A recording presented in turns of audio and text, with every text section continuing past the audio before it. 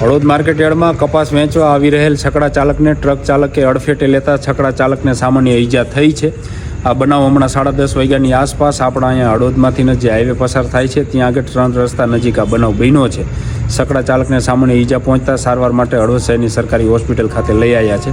આ છકડા ચાલક જે છે તે હળવદ તાલુકાના જૂના મારણિયાદ ગામના છે, નારાયણભાઈ વેરસીભાઈ ઠાકોર છે અને કપાસ વેચવા માટે અત્યારે 10:30 વાગ્યાની આસપાસ માર્કેટયાર્ડમાં આવ્યા હતા અને ત્યારે આ જે કંઈ ઘટના છે એ રોડ ક્રોસ કરી રહ્યા હતા એવા સમયે બની હતી।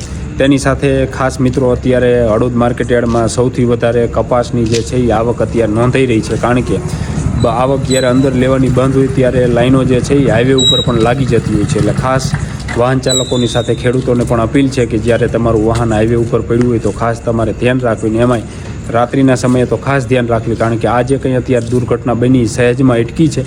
છકડો પલટી થઈ ગયો, સદનસીબે છકડા ચાલકને સામાન્ય ઈજા પહોંચી છે, બીજી કંઈ મોટી કંઈ જાનહાની થઈ છે નહીં। એટલે તમે જ્યારે વાહનો કોઈ પણ લઈને આવો છો અને હાઈવે ઉપર લાઇનમાં ઊભા રહો છો તો ખાસ તકેદારી રાખવી અને તેની સાથે આવક અંદર લેવાની ચાલુ કરે એટલે એકાબીજાની સાઈડ કાપવાના બદલે લાઇનમાં જ વાહનો ચલાવવા એ જરૂરી છે, કારણ કે રાત્રિના સમયે મોટાભાગે ટ્રક ચાલકોને હાઈવે ઉપરથી પસાર થતા હોય છે, એટલે આવા અકસ્માતો ટાળી શકાય।